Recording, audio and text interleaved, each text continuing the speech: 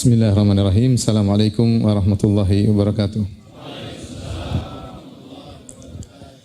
Alhamdulillahi ala ihsanihi wa syukru lahu ala taufiqihi wa amtinanihi wa asyhadu an la ilaha illallah wahdahu la syarika lahu ta'ziman li sya'nih wa asyhadu anna Muhammadan abduhu wa rasuluhu da'ila ridwanih. Allahumma salli alaihi wa ala alihi wa ashabihi wa ikhwanih. Hadirin dan hadirat yang dirahmati oleh Allah Subhanahu wa taala. Tidak terasa ya, hari terus berlalu, tahun berganti ya. Kita sebentar lagi ya bertemu dengan bulan Ramadan dan semoga kita bertemu dengan bulan suci tersebut ya.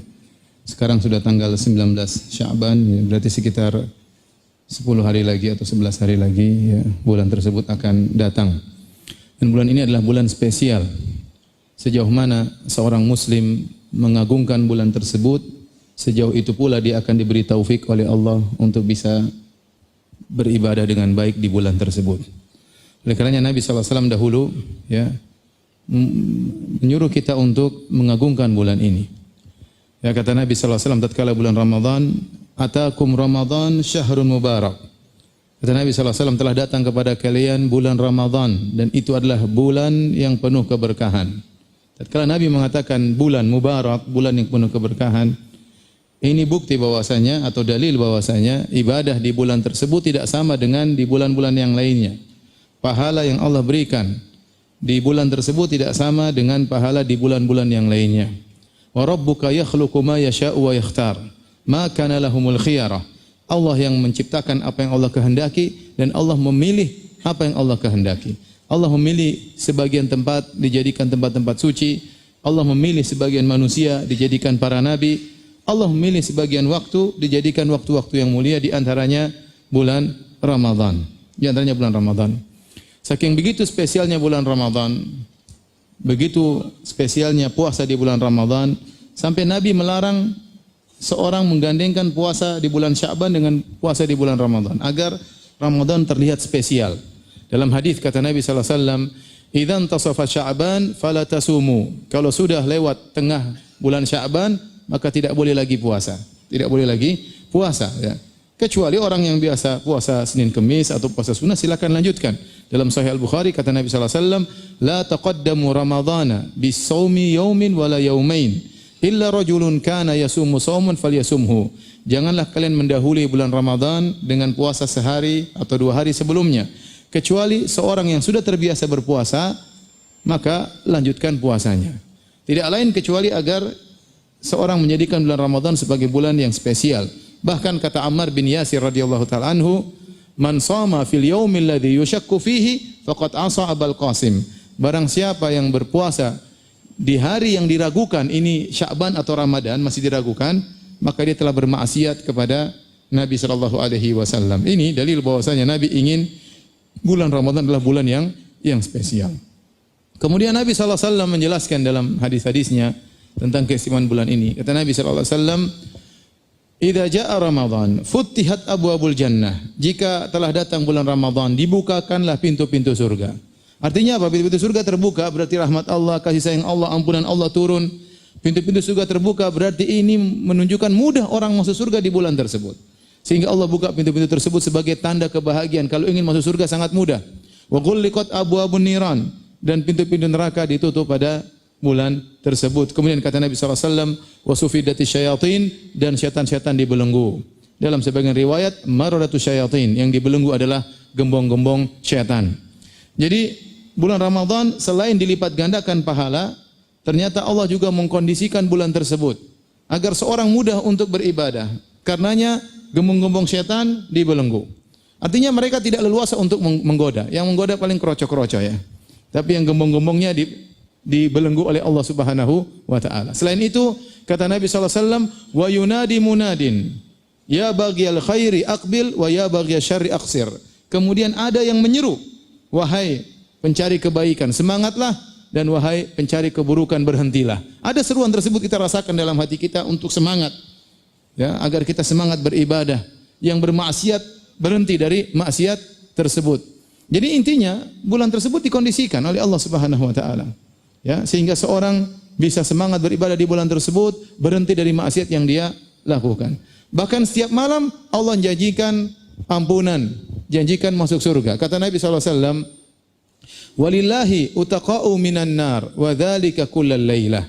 Kata Nabi SAW, dan Allah mencatat hamba-hambanya terbebaskan dari neraka jahanam, dan itu berlaku setiap malam di bulan Ramadan. Artinya apa? Sejak seorang masuk di malam pertama bulan Ramadan, kesempatan bagi dia untuk tercatat oleh Allah, si fulan masuk surga, si fulan terbebaskan dari neraka jahanam. Kalau dia tidak berhasil di malam pertama, dia masih bisa berjuang di malam kedua. Kalau ternyata di malam kedua dia belum tercatat sebagai orang terbebaskan dari neraka jahanam, masih ada malam ketiga dan seterusnya sampai malam terakhir, malam ke-30 atau malam 29. Dan ini berlaku setiap malam. Oleh karenanya hadis yang masyhur yang sering disampaikan oleh para khutaba bahwasanya Ramadan awaluhu rahmah wa awsatuhu maghfirah wa akhiruhu itqun minan nar. Bulan Ramadan 10 hari pertama rahmat, 10 hari kedua ampunan, 10 hari ketiga bebas dari neraka jahanam. Ini hadis dhaif secara sanadnya dan matannya mungkar. Ya, matannya mungkar. Kenapa? Karena ampunan, rahmat, bebas dari neraka jahanam itu satu kesatuan dan itu berlaku setiap malam. Berlaku setiap malam. Kalau kita ngambil hadis tadi, hadis yang dhaif, 10 hari pertama rahmat. Kalau orang meninggal di 10 hari pertama dapat rahmat belum diampuni ya. Kalau mau diampuni harus sampai Ramadan yang tengah. Kalau ingin diusir neraka jahanam harus di Ramadan yang terakhir. Maka hadis ini secara matan dia mungkar, secara sanad dia adalah hadis yang dhaif. Yang benar setiap malam seorang bisa berkesempatan untuk diampuni dosa-dosanya dan dimasukkan dalam surga dan dibebaskan dari neraka jahanam.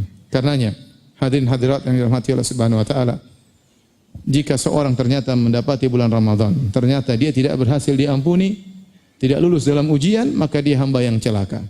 Suatu hari Nabi SAW naik di atas mimbar. Kemudian Nabi naik di derajat yang pertama, Nabi mengatakan amin. Kemudian Nabi naik derajat kedua, Nabi mengatakan amin. Nabi naik di tangga yang ketiga, Nabi mengatakan amin.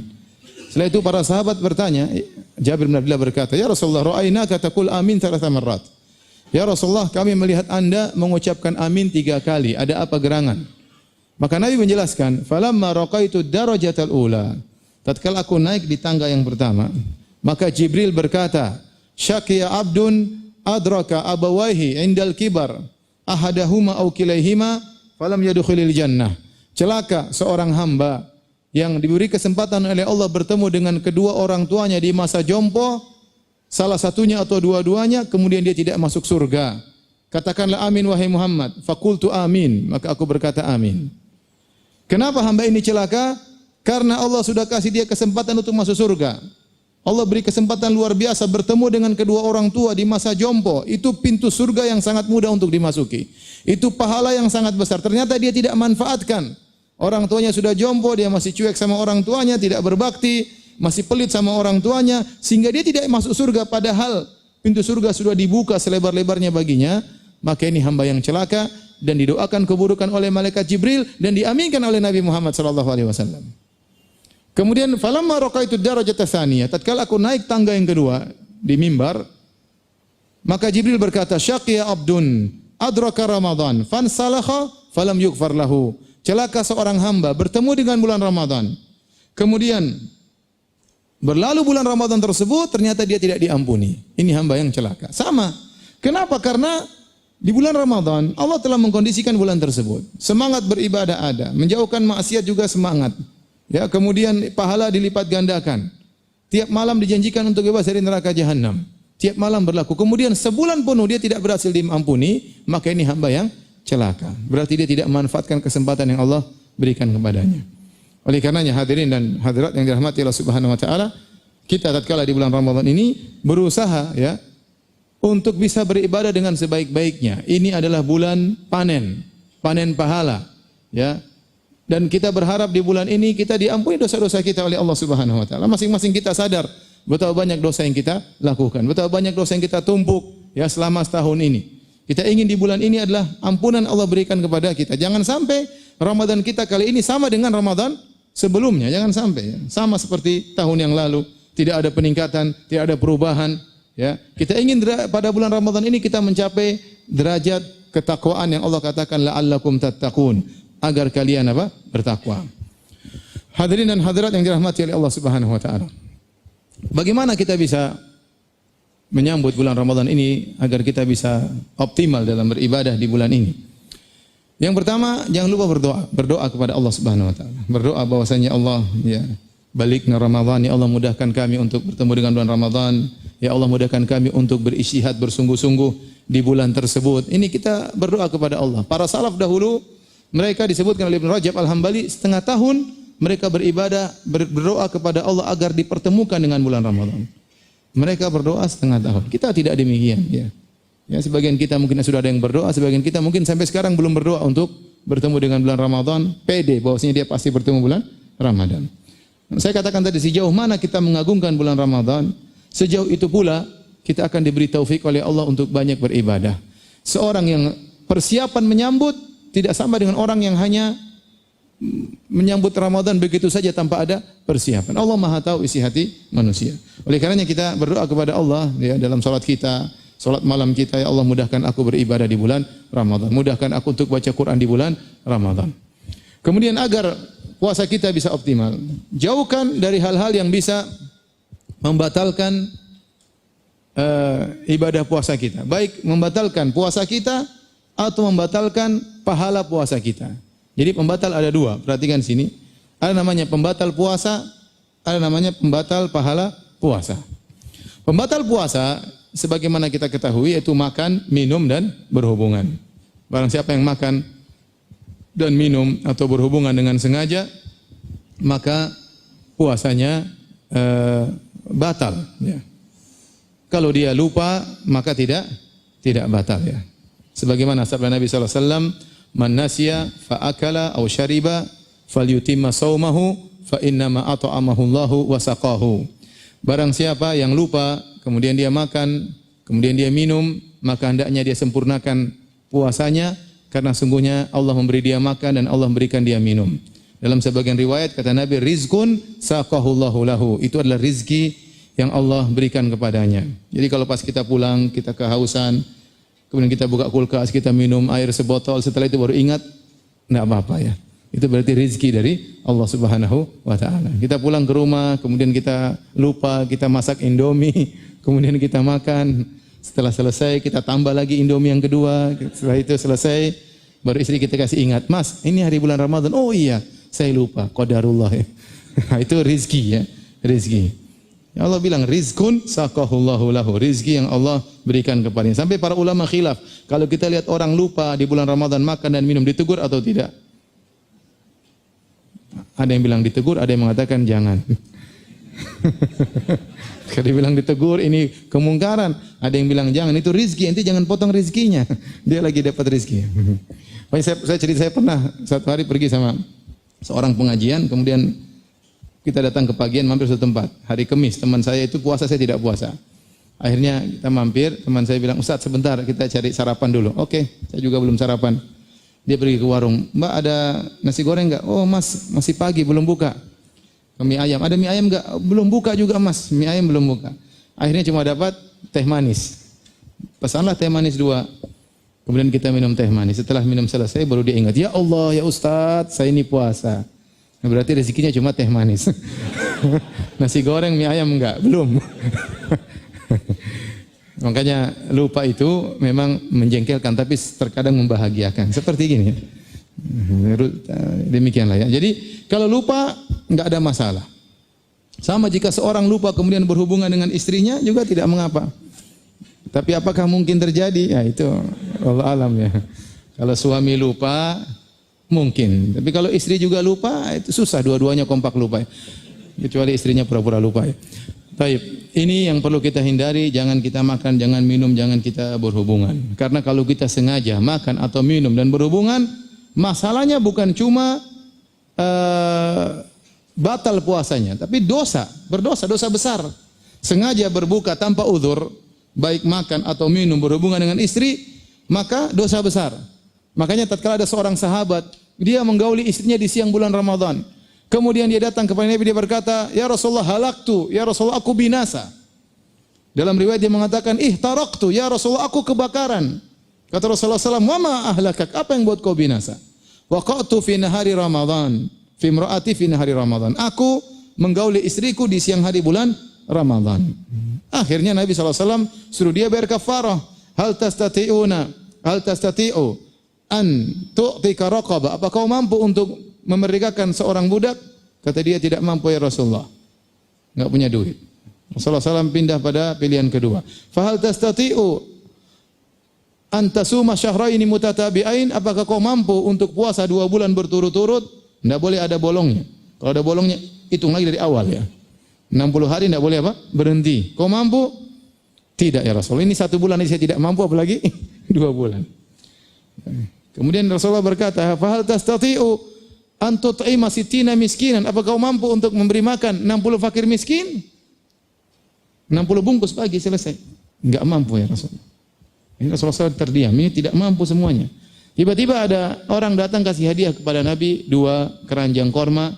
Maka Nabi akhirnya mengambil 2 keranjang korma tersebut. Nabi berikan kepada orang tadi. Ini ambil, kasih makan fakir miskin. Kata dia, a'ala man afqara minna ya Rasulullah. Apakah aku berikan kepada orang lebih miskin daripada kami ya Rasulullah? Demi Allah, di kota Madinah kami yang paling miskin. Kata Nabi, kalau gitu kasih makan keluargamu ya. Maka dia pun pulang dengan gembira ya. Bayangkan, datang ketakutan, pulang apa? Gembira. Antum jangan coba-coba ya. Nah, maksud saya, jangan seorang berpikir, kasih makan 60 orang, 60 bungkus berapa sih? Berapa ratus ribu sih? Akhirnya dia berhubungan dengan istrinya. Enggak boleh. Dia dosa besar. Dia dosa besar, dia harus istighfar dan dia harus bayar kafarah. Jadi ini benar-benar kita hindari agar puasa kita jangan sampai batal. Perlu saya ingatkan, ini sekedar pengetahuan. Ya, kita nggak tahu, mungkin ada yang baru nikah ya, masih ada yang menikah tatkala bulan Ramadan, masih bulan madu di bulan Ramadan, yang lama-lama sudah bulan bawang ya. Terkadang dia tidak bisa menahan nafsunya, kemudian dia gauli istrinya. Hati-hati ya, saya perlu jelaskan ya. Apa yang namanya jima? Jima itu, mohon maaf ini maksudnya, ini perlu diperhatikan. Jima itu kalau sampai kepala dari zakar lelaki masuk dalam kemaluan wanita. Kalau sudah masuk seluruh kepala zakarnya, bukan seluruh zakarnya, tapi kepalanya saja, yang bagian tempat sunat. Kalau sudah masuk seluruhnya, meskipun tidak terjadi ejakulasi, ya, yang penting sudah masuk, maka itu sudah namanya jima. Maka sudah batal dan harus bayar apa? Kafarah. Meskipun tidak terjadi ejakulasi. Adapun kalau misalnya dia menggauli istrinya tidak sampai terjadi yang demikian, tidak terjadi penetrasi, kemudian tiba-tiba terjadi ejakulasi di luar ya, maka puasanya batal dan dia berdosa tapi tidak bayar kafarah. Ini bedanya. Bisa dibedakan? Ini semua sudah berkeluarga kan? Ada yang jomblo? Biasanya lebih khusyuk mendengarkan. Jadi itu bedanya. Maksud saya, yang namanya jima itu jika idzal taqal khitanan, kata Nabi SAW, jika bertemu 2 tempat sunat. Jadi jika bagian sunat laki masuk ke dalam kemaluan wanita, meskipun tidak terjadi ejakulasi, sudah dikatakan itu jima. Maka itu harus bayar kafarah. Ya. Dan dia dosa besar. Adapun kalau terjadi ejakulasi tanpa ada ilaj, tanpa ada penetrasi, maka puasanya batal tapi tidak bayar kafarah. Taib, ini insyaallah semuanya bisa menghindari tatkala sedang berpuasa, menghindari pembatal-pembatal puasa. Yang paling sulit sekarang adalah menghindari pembatal-pembatal pahala puasa atau pengurang pahala puasa. Ini sekarang poin yang sangat penting, ujian bagi kita di bulan Ramadan ini. Apa itu pembatal pahala puasa? Itu maksiat-maksiat yang kita lakukan, dosa-dosa yang kita lakukan. Ya. Dan betapa banyak orang puasa dia tidak mendapatkan pahala. Kata Nabi SAW, rubba sha'imin laisa lahu min siyamih ilal ju' wal atash. Betapa banyak orang berpuasa dia tidak mendapatkan dari puasanya kecuali lapar dan dahaga. Wa rubba qa'imin laisa lahu min qiyamihi illa sahar wa ta'ab. Betapa banyak orang salat malam, salat tarawih, dia tidak mendapatkan dari salatnya kecuali hanya begadang dan letih. Ini Nabi mengatakan berarti ada di sana segolongan manusia yang mereka puasa, lapar dan dahaga tapi tidak dapat pahala. Ada di sana segolongan manusia yang mereka sholat malam, mereka begadang tapi tidak dapat pahala. Dan seperti ini dalam syariat ada. Ibadah-ibadah yang dilakukan sah, tidak batal. Secara sah dia sah, tapi pahalanya enggak ada. Pahalanya enggak ada. Contoh, seperti seorang yang dia berhaji dengan uang haram. Dengan uang haram, dengan uang menzalimi orang lain, dengan uang riba, dengan uang korupsi. Ya kalau zaman dulu orang berhaji dengan uang merampok, Maka kemudian dia pergi dengan ontanya, pergi ke Mina, mabit di Mina. Kemudian dia berangkat lagi besoknya dengan ontanya, di wukuf di padang Arafah. Kemudian berikutnya lagi dia pergi dengan ontanya, pergi ke Muzdalifah. Maka kata sebagian ulama yang haji adalah ontanya, bukan dia ya. Kenapa? Karena dia berhaji dengan uang apa? Haram. Dia berhaji dengan hajinya sah. Tidak wajib bagi dia untuk mengulangi lagi, tapi pahalanya tidak ada. Sama seperti seorang minum khamar, man syaribal khamar lam tuqbal salatu arba'ina yauman. Barang siapa minum khamar, tidak akan diterima salatnya selama 40 hari. Dia bertobat, kemudian dia salat, wajib tetap salat. 40 hari dia salat, salatnya sah, tidak perlu diulang. Tetapi pahalanya tidak ada. Sama, man ata kahinan aw arrafan fasalahu an syai'in lam tuqbal salatu arba'ina yauman. Barang siapa yang datang kepada dukun atau kepada tidak normal, kemudian bertanya sesuatu kepada mereka, tidak diterima salatnya selama 40 hari. Salatnya sah namun tidak diterima salatnya. Demikian juga ada yang puasa tapi puasanya sah namun tidak ada pahalanya. Kok bisa demikian? Karena tatkala dia berpuasa, dia tidak mencapai pada tujuan puasa. Apa tujuan puasa? La'allakum tattaqun. Agar kalian bertakwa. Allah mengatakan, ya ayyuhalladzina amanu kutiba alaikumus syiyamu kama kutiba alladzina min qablikum la'allakum tattaqun. Wahai orang yang beriman, diwajibkan kalian berpuasa sebagaimana diwajibkan atas orang-orang sebelum kalian. Yahudi, Nasrani juga mereka berpuasa. Kalian berlomba, mereka dulu berpuasa, kalian juga sekarang berpuasa. Tujuannya la'allakum tattaqun, agar kalian bertakwa. Kalau ternyata dalam puasa kita tidak mendatangkan ketakwaan, maka puasa kita itu tidak bernilai di sisi Allah Subhanahu wa taala. Ada di sana maksiat-maksiat yang kata para ulama membatalkan pahala puasa. Contoh adalah dusta. Dusta. Apa kata Nabi sallallahu alaihi wasallam?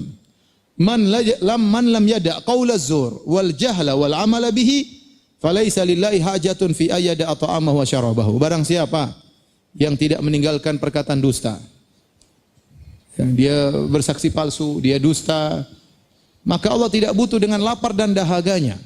Jadi orang berdusta, pahala puasanya enggak ada, langsung batal. Puasanya sah, tetapi pahalanya apa? Batal. Saya pernah ngisi di suatu stasiun televisi di Jakarta. Bukan di televisinya, tapi di pegawai-pegawainya. Seperti bilang, mereka kumpul, mereka pengajian. Nah, saya sampaikan hadis ini, ada yang bertanya, Ustadz, mohon maaf Ustadz, kita punya pertanyaan. Apa pertanyaannya? Kami ini disuruh bikin berita bohong sama direksi, Ustadz. Pertanyaan kami, yang tidak diterima pahalanya kami atau direksi? Saya bilang, semuanya tidak diterima.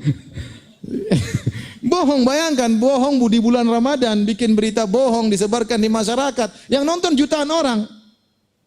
Dosa-dosa besar.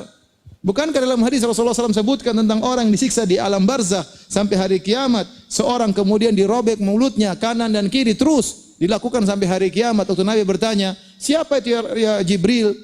Itu siapa orang yang dirobek mulutnya? Kata Nabi, kata Jibril, rajulun kadzdzab yakdzibu bikadzbah fatuhmalu anhu hatta tablughal afaq. Seorang yang pendusta, dia berdusta dengan satu dusta, kemudian disebarkan dustanya sampai penjuru dunia, maka disiksa demikian di alam barzakh sampai hari kiamat. Sekarang kalau ingin menyebarkan dusta banyak, karena kita banyak media sosial. Kalau dahulu orang ingin menyebarkan dusta susah, dia harus sewa orang yang naik kuda kemudian ke sana, kemudian ke sini, cari orang yang mulutnya ember ke sana sini. Sekarang dia sendiri ember, tinggal dia pencet, sudah meluber kemana-mana dustanya. Di mana-mana orang baca. Sekarang musim dusta sekarang. Hati-hati ikhwan. Antum kalau di bulan Ramadan berdusta, yakinlah bahwasanya puasa antum tidak ada pahalanya. Ini datang dalam hadis secara nas dalam Sahih Al-Bukhari. Malam yada' qaula zur.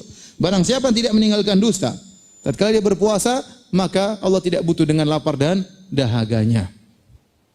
Di antara maksiat yang kata para ulama benar-benar menghilangkan pahala puasa adalah ghibah. Ghibah. Ghibah itu apa? Dzikruka akhaka bima yakrah. Engkau menyebutkan tentang saudaramu yang tidak suka untuk disebutkan. Kita tahu ghibah, ngerumpi. Maka hati-hati, terutama ibu-ibu, hati-hati. Karena yang sering ngerumpi itu ibu-ibu. Kalau bapak-bapak enggak, si bapak di grup jarang ngerumpi ya. Paling bicara poligami. Ibu-ibu ini bicara ngerumpi, hati-hati ya. Karena kita ngerumpi, pahala kita semua apa? Hilang. Puasa kita hilang. kita harus lanjutkan sampai sore, lapar, dahaga, tapi nggak ada pahalanya. Ngerumpi. Kalau ada ternyata di grup ada ngerumpi, tinggalkan grup. Kalau kita tahu grup kita suka ngerumpi, sekarang minta izin, tulis dalam rangka menyambut bulan Ramadan.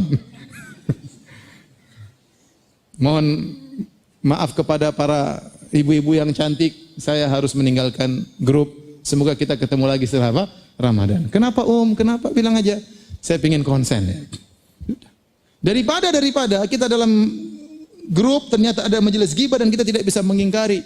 Bahkan kita berlezat-lezat kita baca ghibah-ghibah saudara-saudara kita, maka sayang pahala kita. Kita ini belum tentu bisa puasa sampai selesai, belum tentu bisa ketemu lagi Ramadan di waktu yang lain. Ini hal-hal yang membatalkan pahala puasa. Sisanya seluruh maksiat akan mengurangi pahala puasa kita. Jadi ikhwan, kalau kita sudah mulai puasa, itu argo pahala jalan. Sejak salat subuh, sejak azan subuh sampai azan maghrib, argo pahala kita berjalan. Makanya Nabi suruh kita, kalau kita berpuasa jaga diri kita. Kata Nabi SAW, as-sawmu junnah. Sungguhnya puasa itu adalah perisai. Fa idza kana siyamu yaumi ahadikum fala yarfuth wala yaskhab wala yajhal. Kalau kalian sedang berpuasa, maka jangan berkata-kata kotor, jangan berteriak-teriak. Yaskhab itu bikin gaduh, teriak-teriak sana teriak sini. Anda sedang berpuasa, jaga adab Anda. Ya, jaga sekarang karena argo pahala sedang berjalan. Kemudian kata Nabi, wa in sabbahu ahadun aw qatalahu falyakul inni mru'un shaim. Kalau ada orang yang mencaci maki dia, jangan dijawab. Kalau ada orang mengajak berantem dia, jangan dijawab, kata Nabi SAW. Tapi katakanlah, saya sedang berpuasa. Agar dia tidak terus menggoda, agar dia tidak terus memancing emosi. Kita ingatkan, saya sedang berpuasa. Itu cara kita menghadapi orang buat kita memancing emosi. Jangan kita bilang, nanti pada maghrib ketemu di belakang. Sekarang masih puasa, enggak. Kita sedang berpuasa, tahan diri. Jangankan berkata maksiat, teriak-teriak saja Nabi larang. Teriak-teriak saja Nabi larang. Wala yaskhab, jangan teriak-teriak. Makanya Jabir bin Abdullah berkata, ya, idza sumta, kalau kau sedang berpuasa, falyasum sam'uka, maka hendaknya pendengaranmu juga puasa. Wa basaruka, penglihatanmu juga berpuasa. Wa lisanuka, mulutmu juga berpuasa. Anil kadzib wal maharim, jangan kau dusta, jangan kau ucapkan kata-kata yang haram. Wa da anka adzal jar, jangan kau ganggu tetanggamu. Ya. Kemudian kata dia, wala taj'al yauma saumika wa yauma fitrika sawaan. Jangan sampai kau jadikan hari puasamu dengan hari berbukamu sama saja. Hari puasa harus spesial, jangan seperti hari-hari biasa. Harus spesial karena argo pahala sedang berjalan. Jadi masalah ikhwan kita sekarang ada di zaman now dengan berbagai macam fitnah-fitnah di zaman now ini membuat pahala puasa kita kena roaming. Kita susah menjaga pandangan. Makanya saya ingatkan antum di bulan Ramadan jangan terlalu banyak nonton YouTube ya. Karena antum akan melihat aurat wanita. Aurat wanita begitu antum terlihat, pahala puasa Anda akan berkurang. Saya ingat ada seorang berkata sama saya, Ustaz, kami ini diajak travel Ustaz. Terus kami umroh. Setelah kami umroh, travel ngajak kami ke Mesir. Sampai kami di Mesir, kami nonton orang-orang tari perut. Saya bilang puasa, pahala umroh ente kena roaming. Harusnya ente kalau mau nonton dulu tali perut, baru bertobat sama Allah. Kalau memang harus ada pilihan, dua-duanya nggak boleh. Tapi ya salah. Ya kita sudah berpuasa kemudian kita lihat hal yang haram. Kalau kita nggak sengaja, nggak ada masalah. Kata Nabi SAW, lakal ula walaisat lakathaniya. Kata Nabi SAW kepada Ali bin Abi Thalib, bagi engkau pandangan pertama dan haram bagimu pandangan kedua. Kalau kita nggak sengaja, tuh penuh astagfirullah. Bukan nggak pertama sekali sudah melotot terus, mumpung pertama enggak. Ya bagaimana kemudian kita tiap hari ngelihat? Ya kita zaman sekarang susah. Nabi SAW kenapa? Melarang. Iyyakum wal julusa fit turuqat. Hati-hatilah kalian, jangan duduk di pinggir jalan. Kenapa? Karena kita nggak bisa jaga pandangan. Sahabat mengatakan, ya Rasulullah kami harus duduk di pinggir jalan. Kata Nabi, kalau kalian harus duduk di pinggir jalan, fa'atut tariqa haqqahu, tunaikan hak jalan. Apa hak jalan ya Rasulullah? Ghaddul basar, tundukkan pandangan. Sekarang kita nonton berita aja, cewek yang mau berita, kemudian baju yang seksi dan macam-macamnya. Di bulan Ramadan kita melihatnya sambil melotot, di mana pahala kita enggak kena roaming. Terkadang roamingnya roaming internasional, cepat habis pahala kita. Maka ikhwan, ini bulan Ramadan hati-hati. Kalau antum harus bermaksiat, tunggu setelah Ramadan. Jangan Ramadan antum bermaksiat. Sehingga antum mendapatkan ampunan dari Allah Subhanahu wa taala, ya. Ini yang saya khawatirkan di zaman sekarang. Terlebih lagi, mohon maaf, ternyata pemilu belum selesai. Ini sekarang lagi masih rame-ramenya. Saya dulu berharap selesai sebelum Ramadan. Ternyata buntutnya masih apa? Panjang. Rawan kita mulai mencaci maki, rawan kita untuk suudzon, rawan kita untuk macam-macam. Ya, maka jaga diri. Lakukan yang menurut Anda yang terbaik, tapi jaga diri. Jaga diri, jangan sampai ya gara-gara kita mengikuti hawa nafsu kita, akhirnya pahala Ramadan kita jadi korban. Akhirnya pahala Ramadan kita jadi korban. Ampunan yang seharusnya kita dapatkan akhirnya hilang begitu saja.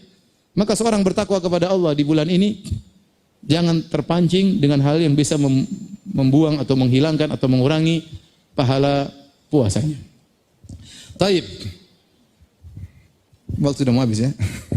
Kita lanjutkan para hadirin yang dirahmati Allah Subhanahu wa taala. Jangan lupa di bulan Ramadan ya, sebagaimana tadi disebutkan kita punya hubungan vertikal dengan Allah Subhanahu wa taala, punya horizontal dengan sesama manusia. Jangan lupa kita punya jadwal. Kita ingin beribadah kepada Allah Subhanahu wa taala. Ya, kita punya jadwal harus misalnya di bulan Ramadan saya ingin khatam Quran. Maka kita benar-benar kasih jadwal. Khatam Quran 1 hari berarti minimal 1 juz. 1 juz kalau Quran Madinah berarti 20 halaman atau 10 lembar. Kalau 10 lembar kita bagi 5, setiap solat kita baca 2 lembar, selesai. Bisa 1 lembar sebelum solat, 1 lembar setelah solat. Dengan demikian kita bisa pastikan kita khatam 30 juz di bulan Ramadan. Kalau antum semangat lagi, antum baca setiap hari 2 juz. Dibagi. Ya. Dibagi. Kalau kita enggak sempat sebelum tidur harus selesaikan. Kalau kita ingin mencapai target. Kita tidak bicara tentang para ulama dahulu 1 hari khatam Quran. Kita enggak seperti mereka. Mereka dulu enggak kerja di Indosat. Enggak. Mereka punya mengajar di rumah, mengajar. Antum kan kerja, harus ada kewajiban ngajar, kewajiban cari nafkah buat anak istri, banyak kewajiban antum. Maksud saya dengan waktu yang terbatas seperti itu, antum harus sisihkan waktu untuk bisa beribadah kepada Allah Subhanahu wa taala. Saya rasa itu saja yang bisa sampaikan. Ya, semoga sedikit ini membuat kita termotivasi semangat untuk beribadah dan semoga Allah mudahkan kita bertemu bulan Ramadan dan semoga ibadah kita nanti diterima oleh Allah Subhanahu wa taala. Baik, ada 10 menit. Ada yang mau tanya jawab? Saya masih ada 10 menit. Silakan buat jamaah sekalian jika ada pertanyaan. Kalau tidak ada alhamdulillah, jangan dipaksa. Ada tidak yang bertanya? Kalau tidak ada mungkin kita bisa tutup dengan doa Ustadz. Doa kafaratul majlis. Ada yang bertanya? Silakan. Silakan. Masih ada 10 menit. Mungkin ada apa? Ada titipan pertanyaan di sebenarnya Ustaz ya dari para ibu-ibu. Yang nitip berapa orang? Silakan. Apa nih Ustaz? Kalau masih ada hutang, apakah harus dibayarkan semuanya sebelum Ramadan? Bagaimana kalau ternyata di sisa waktunya nggak cukup? Itu yang pertama. Terus yang kedua, bagaimana nanti kalau setelah Ramadan masuk ke bulan Syawal yang didahulukan, puasa 6 hari di Syawal terlebih dahulu, ataukah membayar hutang Ramadannya yang mungkin terpotong karena ada yang halangan atau gimana? Ibu-ibu yang punya hutang di bulan Ramadan yang lalu belum lunas, maka dia berusaha melunasinya dan waktu terakhir adalah hari terakhir bulan Sya'ban. Waktu terakhir adalah hari terakhir bulan Sya'ban. Kalau ternyata dia tidak mampu melunasi seluruhnya, masih ada sisa hutangnya, maka dilihat. Dia tidak mampu melunasi hutangnya tersebut. Kenapa? Kalau karena uzur, karena dia sakit melulu, maka dia tidak berdosa. Tapi kalau ternyata dia malas-malasan sampai akhirnya datang bulan Sya'ban selesai dan masih ada yang belum lunas, berarti dia berdosa. Kenapa? Karena waktu membayar hutang puasa itu akhir bulan Sya'ban. Dan dia berdosa kalau dia menunda tanpa ada alasan, tanpa ada uzur syar'i. Dan kalau ternyata memang masih ada yang belum dia bayar, maka dia boleh bayar setelah Ramadan, tidak ada masalah. Tidak ada masalah dia bayar setelah Ramadan. Kalau dia bisa, dia tambah 1 hari yang belum sempat dia bayar di bulan Sya'ban, dia bayar setelah bulan Ramadan 1 hari, dia tambah lagi dengan bayar fidyah. Jadi misalnya dia punya utang 30 hari. Ternyata di bulan Sya'ban dia hanya bisa bayar 15 hari. Masih 15 hari dia belum bayar. Dia bayarnya setelah Lebaran, tidak apa-apa. 15 hari tersebut disertai dengan memberi makan fakir miskin 1 hari 1 kali makan. Cari 15 orang fakir miskin dan dia bayar 15 hari tersebut. Kemudian kalau ternyata dia sudah selesai Ramadan, kemudian datang bulan Syawal dan kita tahu ada keutamaan puasa 6 hari di bulan Syawal dan dia masih punya utang, maka dianjurkan sebaiknya dia selesaikan terlebih dahulu utang puasanya. Baru dia puasa Syawal. Kalau dia punya utang 15 hari, 7 hari dia selesaikan 7 hari tersebut, baru dia puasa Syawal. Tetapi kalau ternyata dia punya uzur, dia safar sini safar sana, kemudian tinggal 6 hari bulan Syawal dan dia belum membayar hutang Ramadannya, maka pendapat yang saya pilih, dia boleh Syawalan dulu, baru dia mengqadha bulan Ramadannya belakangan, tidak apa-apa. Tapi kalau dia punya waktu lapang, hendaknya dia membayar qadha dulu, baru kemudian puasa Syawalan. Wallahu a'lam bishawab. Ada lagi yang bertanya? Ya. Waalaikumsalam.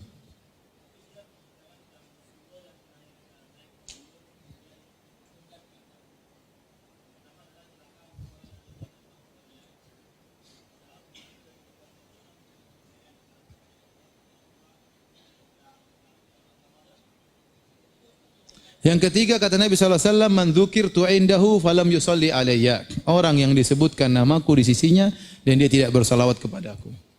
Karena itu mudah. Kenapa? Dia celaka. Kenapa? Karena ini amalan mudah, pahalanya besar. Kata Nabi SAW, man shalla alayya wahidatan sallallahu alaihi asyarah.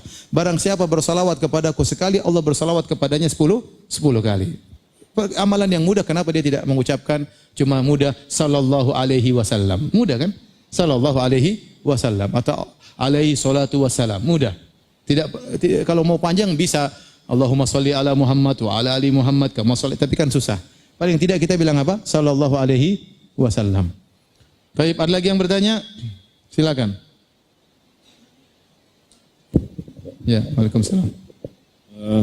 Untuk yang biasa sholat puasa sunnah itu terakhir di Sa'ban, puasa sunnahnya kapan sih?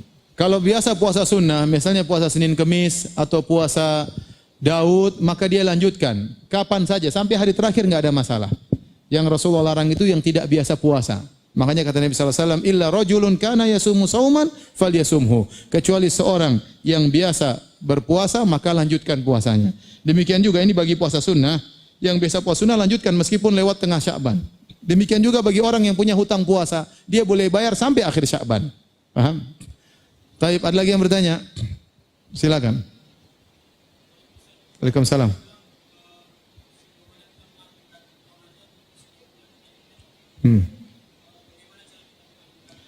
Bagaimana cara kita mengaungkan Ramadan? Ya, pertama kita tahu dosa kita ini banyak. Kita tidak tahu umur kita sejauh mana. Kesempatan bagi kita untuk diampuni oleh Allah Subhanahu wa taala. Apalagi di bulan Ramadan ada namanya Lailatul Qadar. Lailatul Qadar seperti 1000 bulan. Barang siapa yang beribadah diridhai oleh Allah pada malam tersebut, seperti dia beribadah 83 tahun.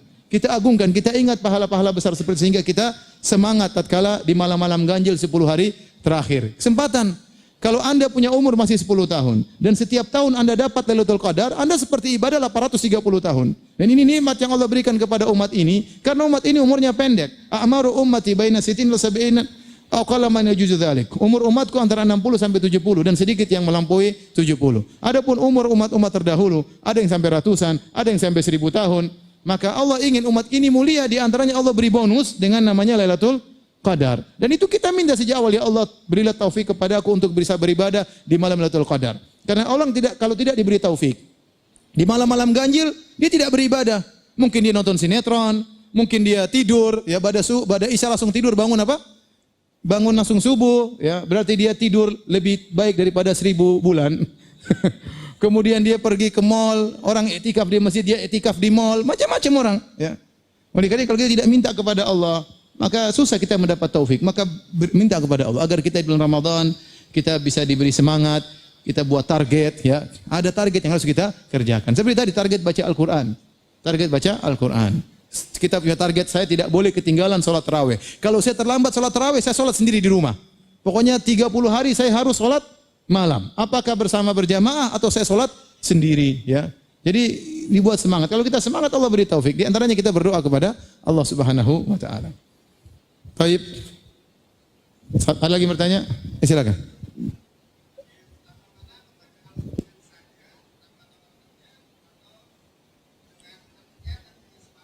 Sebenarnya baca Quran, baca artinya, baca tafsirnya, tapi ente nggak mampu. Sebenarnya kalau kita punya waktu, kita baca semuanya. Baca Quran, baca artinya, baca apa? Tafsirnya. Tapi kita nggak mampu. Maka yang terbaik adalah baca Quran dengan mengerti artinya. Paling tidak kita baca terjemahannya. Baca terjemahannya juga itu dapat pahala. Kesempurnaan dari kita membaca Al-Quran. Tapi kalau kita nggak sempat, baca Al-Quran saja kita sudah dapat pahala. Ya satu huruf 10 pahala. Tapi kalau ada sisi waktu kita baca apa? Baca artinya. Makanya Ibnu Qayyim berkata, membaca satu ayat saja dalam Al-Quran, bitafakkurin wa tadabburin. Dengan tafakkur dan tadabbur lebih baik daripada khatmah Al-Quran. Daripada satu kali khatam Quran tanpa ada tadabbur. Ini kata Ibnu Qayyim. Jadi kita gabungkan dua-duanya. Ya, kalau kita tahu bahasa Arab, insya Allah mudah. Tidak usah baca terjemahannya. Tapi kalau antum nggak tahu bahasa Arab, ya, kerja 2 kali. Makanya supaya nggak kerja 2 kali, ente belajar bahasa Arab. Baik, ada lagi yang bertanya? Oke, baik, ini paling Terakhir. kalau bisa terakhir. Terakhir, silakan. Karena di sini Ustadz masih ada jadwal di tempat lain. Pembatal pahala qiyamul lail, memang saya belum sempat baca dari perkataan para ulama apa yang disebut membatalkan pahala qiyamul lail. Saya tidak tahu apa ya. Tapi bisa jadi mungkin orang sholat tanpa tumakninah, sholat dengan cepat, atau sholat kemudian sambil melamun, atau sholat dengan tujuan-tujuan yang lain. Di antaranya yang jelas kalau orang sholat tidak tumakninah, maka dia tidak dapat pahala qiyamul lail. Seperti rekor yang dilakukan oleh orang Indonesia ya. 23 rakaat dalam waktu 7 menit. Itu rekor dunia, mungkin belum ada di tempat yang lain ya. Ya sampai saya pernah naik pesawat, saya ketemu dengan orang Arab. Dia tunjukkan saya video itu. Kata, "Akhi, ini video di mana ini? Di Thailand atau di mana?" Ngejek ya dalam hati. Indonesia saya bilang. Kata, "Coba sholat kayak begini. Bisa gak antum antar saya ke orang ini? Saya mau nasihati mereka." Bayangkan saya di pesawat dibilangin gitu. Saya bilang, "Masya Allah, ini pecahkan rekor." Allahu Akbar, Allahu Akbar, Allahu Akbar. Enggak dapat pahala. Enggak dapat pahala. Antum nanti bulan Ramadan, cari imam yang buat antum sholat tambah iman. Cari masjid yang kalau antum sholat di belakangnya, selesai sholat antum merasa ada iman. Jangan cari sholat yang paling cepat. Ada orang senang sana bagus sholatnya, kenapa imamnya Al-Fatihah 1 nafas? Saya bilang saya tidak suka, saya pingin yang Al-Baqarah 1 nafas, ada atau tidak? Kalau ada saya mau ke situ ya. Jadi kita cari imam yang kalau dia baca kita dapat tambah iman. Cari imam yang seperti itu. Bukan masalah cepat-cepat yang penting kita tarawih, tidak, bukan yang penting kita tarawih, tapi tarawih itu pengaruh menambah iman kita. Itu yang kita cari. Enggak apa-apa kita selektif masjid, enggak ada masalah. Kecuali antum di masjid selalu dicari. Mana si fulan kok enggak sholat di masjid kita? Jangan ya, sholat situ aja karena itu akan menimbulkan fitnah. Kalau antum tidak di masjid. Tapi kalau antum enggak dicari sama jamaah, sudah cari masjid yang cari masjid yang bisa menambah iman. Tapi demikian saja kajian kita, kurang lebih saya mohon maaf. Subhanakallah bihamdik asyhadu alla ilaha illa anta astaghfiruka wa atubu ilaik. Assalamualaikum warahmatullahi wabarakatuh. Assalamualaikum warahmatullahi wabarakatuh. Terima kasih Ustaz Firanda atas